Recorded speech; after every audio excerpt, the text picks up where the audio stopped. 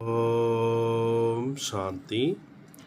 முரளி தேதி 3/10/2025. இன்றைய சாக்கார முரளியிலிருந்து பாபா கூறியுள்ள முக்கியமான கருத்துக்கள். பாபா சொல்கின்றார், இனிமையான குழந்தைகளே, உண்மையிலும் உண்மையான விட்டில் பூச்சிகளான நீங்கள் இப்பொழுது ஜோதியில் பலியாகின்றீர்கள். இந்த பலியாவதனுடைய நினைவு சின்னம்தான் தீபாவளின்றார் பாபா. அப்போ உண்மையிலும் உண்மையான விட்டில் பூச்சிகள் யார்? ஆத்மாக்களாகி நாம். ஜோதி யார்? சிவபாபா. எப்பொழுது நாம் நம்ம முழுமையாக பாபாவுக்கு பலி கொடுத்து விடுகின்றோமோ அப்படின்னா என்ன அர்த்தம்? எனக்கு ஒரு பாபாவை தவிர வேறு யாரும் இல்லை. அந்த அளவுக்கு பாபாவிற்கு நம்மை முழுமையாக எப்பொழுது சமர்ப்பணம் செய்து விடுகின்றோமோ அதுதான் பலியாகுவது என்று சொல்லப்படுகிறது. அப்போ இந்த பலியாவதனுடைய நினைவு சின்னம் தான் தீபாவளி என்றார். எப்போ நம்ம அது போல் பாபாவுக்கு முழுமையாக பலியாகி விடுகின்றோமோ அப்போது ஆன்மாவினுடைய தீபமானது என்ன ஆகுது? தூய்மை நிலை அடைகிறது. அந்த தூய்மை நிலை அடையும் பொழுது ஆத்மா என்ன ஆகுது? பிரகாசம் அடைய ஆரம்பித்து விடுகிறது. இதனுடைய நினைவு சின்னம் தான் பாபா தீபாவளி. அதுதான் பாபா சொல்கிறாரு, இந்த பலியாவதனுடைய நினைவு சின்னம் தான் தீபாவளி. எப்போ நம்ம பாபாவுக்கு முழுமையாக பலியாயிடுறோமோ அப்போ ஆத்மா தூய்மை அடைந்து ஆத்மா என்ற தீபம் பிரகாசம் அடைய ஆரம்பித்து விடுகிறது. கேள்வி: பாபா தன்னுடைய குழந்தைகளுக்கு என்ன செய்தியை சொல்லியிருக்கின்றார்? பதில்: ஆத்மாக்களாகிய நீங்கள் நிர்வாண தாமத்திலிருந்து எப்படி வருகின்றீர்கள் மற்றும் நான் எப்படி வருகிறேன் என்பதை பாபா சொல்லியிருக்கிறார். நாம் எப்படி வரோம்? பரந்தாமத்திலிருந்து தாயினுடைய கர்ப்பத்தில் வரும் இல்லையா? பிறப்புன்ற சக்கரத்தில் வந்துடுறோம். ஆனால் பாபா எப்படி வராரு? அது போன்று அவர் கர்ப்பத்திலாம் வர்றதில்லை. ஒரு குழந்தையாக ஜென்மம் எடுத்து பிறப்புன்ற சக்கரத்தில் அவர் வர்றதில்லை. அவர் என்ன பண்ணுறாரு? உடலில் அவதரிக்கின்றார், பிரவேசம் செய்கிறார். நான் யார், என்ன செய்கிறேன், எப்படி ராமராஜ்யத்தை ஸ்தாபனை செய்கிறேன், எப்படி குழந்தைகளாகிய உங்களை ராவணன் மீது வெற்றி கொள்ள வைக்கின்றேன் என்ற அனைத்தையும் குறித்து இப்பொழுது குழந்தைகளாகிய உங்களுக்கு தெரிகின்றார். ஏன்னா பாபா நமக்கு இதெல்லாம் சொல்லி புரிய வச்சிட்டார். இப்பொழுது உங்களுடைய ஜோதியானது இப்போ ஏற்றப்பட்டிருக்கின்றார் பாபா. முரளியின் பாடல்: தாயும் நீயே, தந்தையும் நீயே. ஓம் சாந்தி. இனிமையில இனிமையான ஆன்மீக குழந்தைகள், பாடலை கேட்டீர்கள். ஆத்மாக்கள் இந்த ஸ்தூலமான கர்ம இந்திரியங்களின் மூலம் பாடலை கேட்டீர்கள். இப்போ காது மூலமாக நான் பாடலை கேட்டோம். பாடலில் முதலில் சரியாக இருந்தது என்றார் பாபா. ஆரம்பத்தில் இந்த பாடல் இந்த பாடலுடைய வரிகள் சரியாக இருந்தது. கடைசியில் உங்களுடைய கால் தூசியாக உள்ளோம் என பாடுகின்றனர். பிறகு பக்தியினுடைய வார்த்தைகள் இருந்தன. இப்பொழுது குழந்தைகள் கால் தூசியாக இருக்க முடியாது. ஏன்னா இந்த பாட்டில் அது போல் வரிகள்லாம் வருது. இது தப்புன்றார் பாபா. பாபா குழந்தைகளுக்கு சரியான வார்த்தைகளை புரிய வைக்கிறார். குழந்தைகள் அறிவார்கள், ராமராஜ்யம் மற்றும் ராவண ராஜ்யம் இந்த பூமியில் தான் வரும் என சொல்வோம். நீங்கள் உலகின் எஜமானன் ஆகின்றீர்கள். பூமி, ஆகாயம், சூரியன் முதலான அனைத்தும் உங்கள் கைகளில் வந்து விடுகின்றன. ஆக ராவண ராஜ்யம் முழு உலகின் மீது, ராமராஜ்யம் கூட முழு உலகின் மீது உள்ளது என சொல்கின்றோம். ராவண ராஜ்யத்தில் எவ்வளோ கோடிக்கணக்கில் இருக்கின்றனர். ராமராஜ்யத்தில் குறைவாகவே இருப்பார்கள். பிறகு மெல்ல மெல்ல வளர்ச்சி அடையும். ராவண ராஜ்யத்தில் வளர்ச்சி அதிகம் அடைகின்றனர். ஏன்னா மனிதர்கள் விகாரிகளாக ஆகிவிடுகின்றனர். ராமராஜ்யத்தில் நிர்விகாரிகளாக இருக்கின்றனர். மனிதர்களின் கதைத்தான் ஆகும். ஆக ராமனும் எல்லைக்கு அப்பாற்பட்ட எஜமான், ராவணனும் எல்லைக்கு அப்பாற்பட்ட எஜமான். இப்பொழுது எவ்வளோ நிறைய தர்மங்கள் இருக்கின்றன. பல தர்மங்களின் விநாசம் என பாடவும் பட்டிருக்கு. இப்பொழுது தசரா கொண்டாடுகின்றனர், ராவணனை எரிக்கின்றனர். இது எல்லைக்குட்பட்ட எரித்தல் என்றார் பாபா. உங்களுடையது எல்லைக்கு அப்பாற்பட்டது. ராவணனையும் கூட பாரதவாசிகள் தான் இருக்கின்றனர். வெளிநாடுகளிலும் கூட எங்கெங்கே பாரதவாசிகள் அதிகமாக இருக்கின்றனரோ அங்கெல்லாம் கூட எரிப்பார்கள். அது எல்லைக்கு உட்பட்ட தசரா ஆகும். இலங்கையில் ராவணன் ராஜ்யம் செய்து கொண்டிருந்தான். சீதையை கடத்தி இலங்கைக்கு சென்று விட்டான் என்று காட்டுகின்றனர். இவை எல்லைக்குட்பட்ட விஷயங்கள் ஆகும். இப்பொழுது முழு உலகின் மீது ராவண ராஜ்யம் உள்ளது என்று பாபா சொல்கிறார். ராமராஜ்யம் இப்பொழுது இல்லை, ராமராஜ்யம் என்பது ஈஸ்வரனால் உருவாக்கப்பட்டது என்று அர்த்தம். ராமராஜ்யம் என்ன அர்த்தம்? இறைவனால் உருவாக்கப்பட்டது என்று அர்த்தம். சத்தியுகம் ராமராஜ்யம் எனப்படுகிறது. மாலையை உருட்டுகின்றனர். ரகுபதி ராகவ ராஜாராம் என சொல்கின்றனர். ஆனால் ராஜா ராமனை நினைக்கவில்லை. யார் முழு உலகின் சேவை செய்கின்றாரோ அவருடைய மாலையை உருட்டி நினைக்கின்றனர். பாரதவாசிகள் தசராவுக்கு பிறகு தீபாவளியை கொண்டாடுகின்றனர். தீபாவளி ஏன் கொண்டாடுகின்றனர் என தேவதைகளின் முடிசூட்டும் விழா நடக்கின்றது. முடிசூட்டும் விழா நடக்கும் நேரத்தில் நிறைய தீபங்கள் ஏற்றி வைக்கின்றனர். ஒன்று முடிசூட்டும் விழா, மற்றொன்று வீடுகள் தோறும் தீபாவளி என சொல்லப்படுகிறது. அதாவது தீபங்களின் வரிசை. தீபாவளி என்ன அர்த்தம்? அதனுடைய அர்த்தம் தீபங்களின் வரிசை. அனைத்து ஆத்மாக்களின் ஜோதி பிரகாசித்து கொண்டிருக்கும். இப்பொழுது அனைத்து ஆத்மாக்களினுடைய ஜோதி அணைந்து விட்டுள்ளது. இரும்பு யுகம் என்றாலே கார் இருள். கார் இருள் என்றால் பக்தி மார்க்கம். பக்தி செய்ய செய்ய ஜோதி குறைந்து விடுகிறது என்றார் பாபா. மற்றபடி அந்த தீபாவளி என்பது செயற்கையானது. இப்போ பண்டிகை கொண்டாடுறாங்களே, தீபாவளி பண்டிகை, இதெல்லாம் செயற்கையாக உருவாக்கியிருக்கின்றார்கள். தீபாவளி அன்று லட்சுமியை அழைக்கின்றார்கள், பூஜை செய்கின்றனர். இது பக்தி மார்க்கத்தினுடைய பண்டிகையாகும். ராஜாக்கள் யாராயினும் சிம்மாசனத்தில் அமருகின்றனர் என்றால் அதற்கான முடிசூட்டு விழா மிகவும் விமரிசையாக கொண்டாடப்படுகிறது. இவை அனைத்தும் எல்லைக்குட்பட்டவை ஆகும். இப்பொழுது எல்லைக்கு அப்பாற்பட்ட விநாசம், உண்மையான தசரா நடக்க வேண்டியிருக்கு. பாபா அனைவருடைய ஜோதி ஏற்றுவதற்காக வந்துள்ளார். மனிதர்கள் தம் ஜோதி பெரிய ஜோதியுடன் கலந்துவிடும் என புரிந்து கொள்கின்றனர். பிரம்ம சமாஜத்தவரின் கோவிலில் எப்போதும் ஜோதி எரிந்து கொண்டிருக்கும்.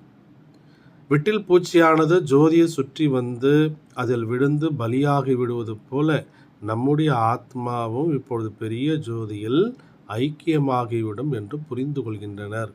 இப்படி ஒரு உதாரணம் உருவாக்கப்பட்டிருக்கின்றார் பாபா.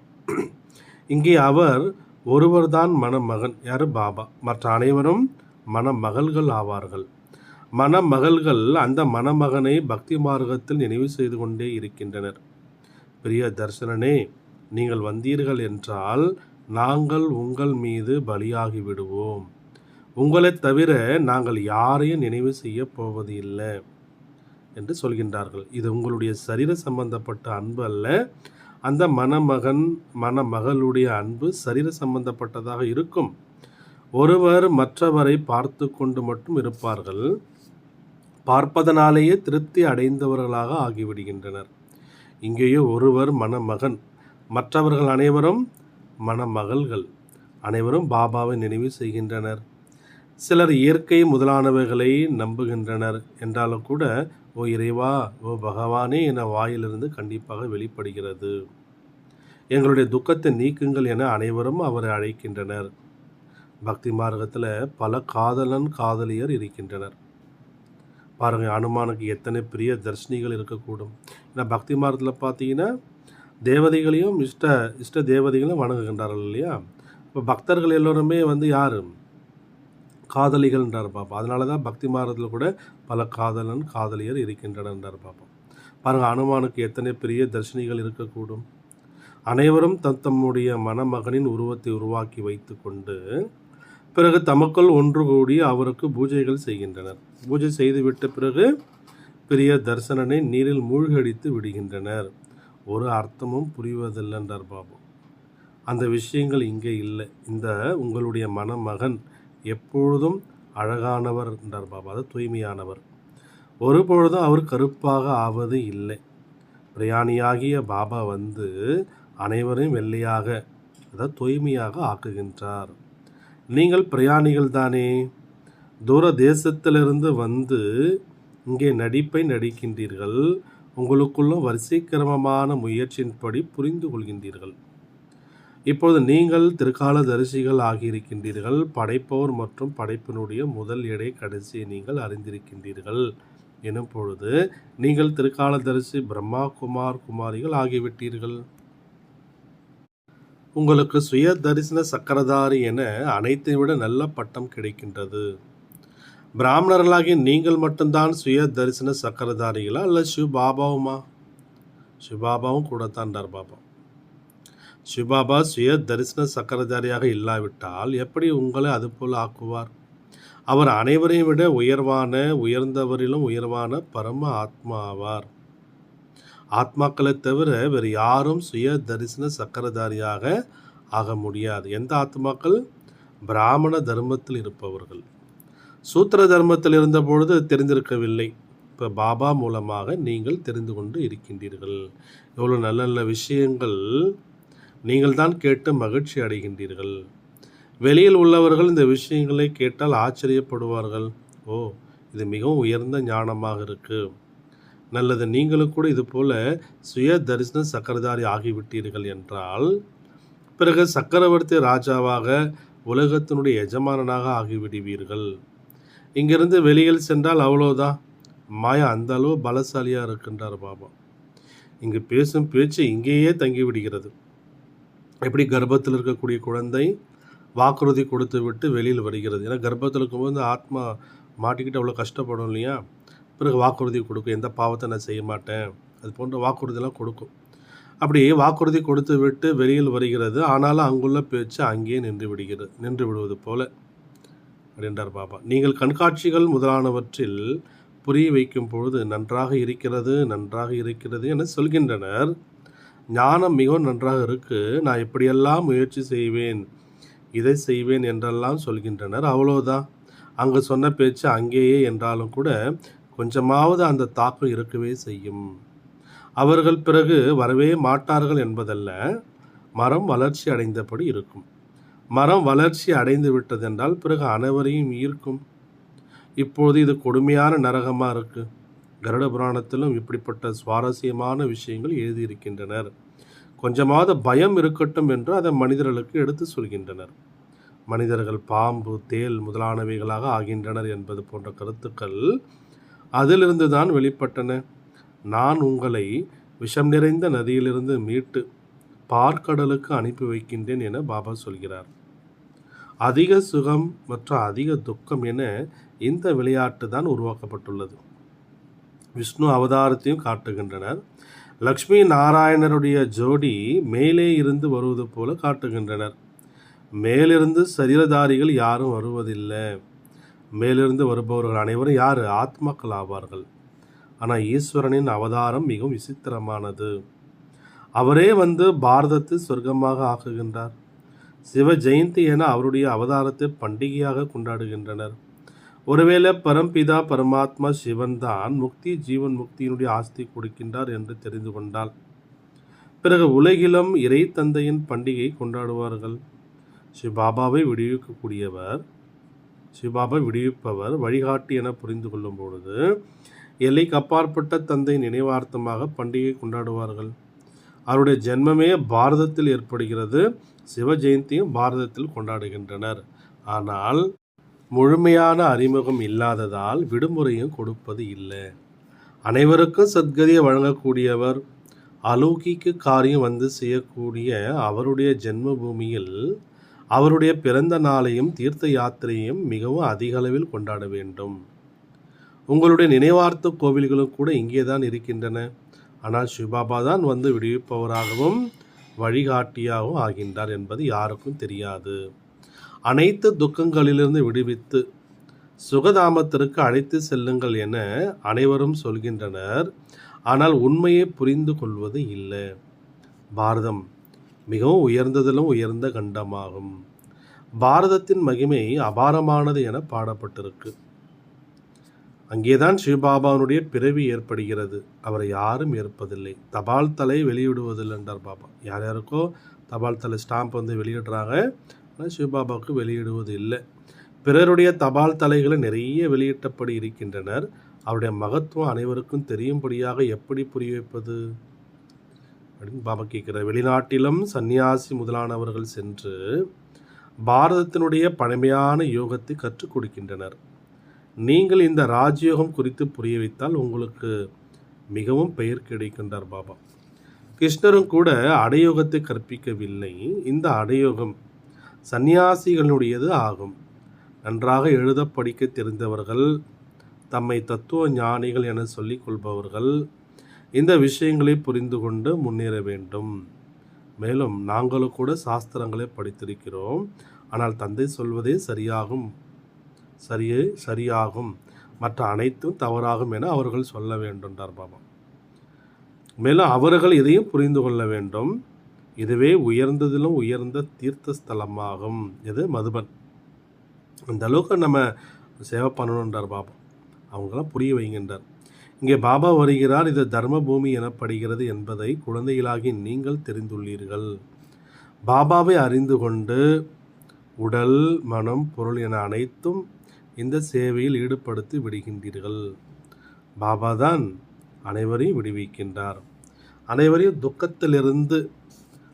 துக்கத்திலிருந்து விடுவிக்கின்றார். மற்ற தர்மஸ்தாபர்கள் துக்கத்திலிருந்து விடுவிப்பது இல்லை. நான் அனைவருக்கும் சத்கதியை வழங்குகின்றேன். பாரதத்தை சொர்க்கமாக ஆக்கிவிடுகிறேன். இப்படிப்பட்ட பாபாவை அன்புடன் நினைவு செய்யுங்கள். உங்களை கண்டு பிறகு இப்படிப்பட்ட கர்மம் அவர்கள் செய்வார்கள் பாபா. நீங்கள் அந்த மாதிரி பாபா அன்போடு, ஏன்னா பாபா நம்ம என்ன பண்ணுறாரு, இந்த பாரத்தை சொர்க்கமாக ஆக்கி நம்மை சொர்க்கத்தினுடைய எஜமானராக பாபா ஆக்குறாரு இல்லையா. அந்த மாதிரி அப்பாவை அன்போடு நினைவு பண்ணுங்க. உங்களை பார்த்து பிறரும் அது போன்று செய்வார்கள். இதுவே அலௌகிகமான தெய்வீகமான கர்மம் என சொல்லப்படுகிறது. யாருக்கும் தெரியாது என புரிந்து கொள்ளாதீர்கள். உங்களுடைய இந்த படங்களை எடுத்து செல்லக்கூடியவர்களும் வெளிப்படுவார்கள். நல்ல நல்ல படங்கள் உருவாகினால் கப்பலை நிரப்பிக்கொண்டு எடுத்து செல்வார்கள். கப்பல் நிற்கும் இடங்களில் எல்லாம் இந்த படங்களை மாட்டி வைப்பார்கள். உங்களுடைய சேவை நிறைய நடக்க இருக்கின்றார் பாபா. மிகவும் உதவும் மனப்பான்மை மிக்கவர்கள், உண்டியில் நிரப்பக்கூடிய ராஜாதி ராஜாக்கள் கூட வருவார்கள். அவர்கள் இப்படிப்பட்ட காரியங்களை செய்ய தொடங்குவார்கள். இந்த பழைய உலகத்தை மாற்றி புதிய உலகை ஸ்தாபனை செய்யக்கூடியவர் யார் என அனைவருக்கும் தெரிய வேண்டும்ன்றார் பாபா. நாம் இந்த ஞானம் மற்றும் யோக பலத்தின் மூலம் உலகை சொர்க்கமாக ஆக்குகின்றோம் என நீங்கள் அறிவீர்கள். மற்ற அனைவரும் முக்தி தாமத்திற்கு சென்று விடுவார்கள். நீங்களும் அதிகாரம் மிக்கவர்களாக ஆக வேண்டும். எல்லைக்கு அப்பாற்பட்ட அப்பாவினுடைய குழந்தைகள் அல்லவா. நினைவின் மூலம் சக்தி கிடைக்கின்றது. பாபா உலகத்தினுடைய ஆல்மைட்டி அத்தாரிட்டி என சொல்லப்படுகின்றார். அனைத்து வேத சாஸ்திரங்களினுடைய சாரத்தை சொல்கின்றார். ஆக குழந்தைகளுக்கு சேவை செய்யும் ஊக்கம் எவ்வளோ இருக்க வேண்டும். வாயிலிருந்து ஞான ரத்தனங்களை தவிர வேறு எதுவுமே வெளிவரக்கூடாது என்றார் பாபா. நீங்கள் அனைவரும் ஞான யோகத்தில் சிறந்தவர்கள். உலகம் முழுவதும் பச்சை பசேல் என ஆகிவிடுவதை நீங்கள் பார்ப்பீர்கள். அனைத்தும் புதியவையாக. அங்கே துக்கத்தினுடைய பெயரே கிடையாது. 5 தத்துவங்களும் கூட உங்களின் சேவையில் ஆஜராகி இருக்கும். நல்லது. இனிமையான காணாமல் போய் கண்டெடுக்கப்பட்ட செல்லமான குழந்தைகளுக்கு தாயும் தந்தையுமான பாப்தாதாவின் அன்பு நினைவுகள் மற்றும் காலை வணக்கம். ஆன்மீக குழந்தைகளுக்கு ஆன்மீக தந்தை நமஸ்காரம். ஆன்மீக தந்தைக்கு ஆன்மீக குழந்தைகளின் நமஸ்காரம். தாரணைக்கான முக்கிய சாரம். ஃபர்ஸ்ட் பாயிண்ட், ஞானம் யோகம் மிக்கவர்களாக ஆகி வாயிலிருந்து ஞான ரத்தனங்களைத்தான் வெளிப்படுத்த வேண்டும். சேவையில் ஆர்வம் உள்ளவராக இருக்க வேண்டும். நினைவில் இருக்க வேண்டும் மற்றும் அனைவருக்கும் பாபாவினுடைய நினைவை கொடுக்க வேண்டும். இந்த அலௌகிக காரியத்தை நீங்கள் செய்கின்றார் பாபா. செகண்ட் பாயிண்டில், உண்மையில் உண்மையான பிரிய தரிசனி ஆகி ஒரு பிரிய தர்சனின் மீது அர்ப்பணமாக வேண்டும். அதாவது பலியாகணுன்றார் பாபா. அப்பொழுது தான் உண்மையான தீபாவளி என்பது நடந்தேறும். அதனால் தாரணைக்கான முக்கிய சாரத்தில் பாபா என்ன சொல்கிறாரு, ஞானம் யோகம் மிக்கவர்களாகி வாயிலிருந்து ஞான ரத்தினங்கள் தான் வெளிப்படுத்தணும்.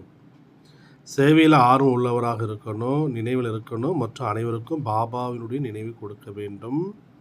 இந்த அலௌகிக காரியத்தை நீங்கள் செய்யணும். உண்மையில் உண்மையான பிரிய தர்ஷினியாகி ஒரு பாபாவின் மீது அர்ப்பணமாக வேண்டும். அதாவது பலியாகணும். அப்போ தான் உண்மையிலும் உண்மையான தீபாவளி என்பது நடந்தேறும். வரதானம், உலக மகாராஜா என்ற பதவியை பிராப்தியாக அடையக்கூடிய அனைத்து சக்திகளின் சேமிப்புகளில் நிறைந்தவர் ஆகுக. உலக மகாராஜா என்ற பதவியை பிராப்தியாக அடையக்கூடிய அனைத்து சக்திகளின் சேமிப்புகளில் நிறைந்தவர் ஆகுக. விளக்கம், யார் உலக மகாராஜா என்ற பதவியை பிராப்தியாக அடையக்கூடிய ஆத்துமாக்களோ அவர்களுடைய முயற்சி தனக்காக மட்டும் இருக்காது. தன்னுடைய வாழ்க்கையில் வரக்கூடிய தடைகள் அல்லது சோதனைகளில் தேர்ச்சி பெறுவது என்பது மிகவும் பொதுவானது. ஆனால் யார் உலகம் மகாராஜா ஆகக்கூடிய ஆத்துமாக்களோ அவர்களுக்கு இப்பொழுதிலிருந்தே அனைத்து சக்திகளினுடைய சேமிப்பு நிறைந்திருக்கும். அவர்களுடைய ஒவ்வொரு வினாடியும் ஒவ்வொரு சங்கல்பமும் மற்றவர்களுக்காக இருக்கும்.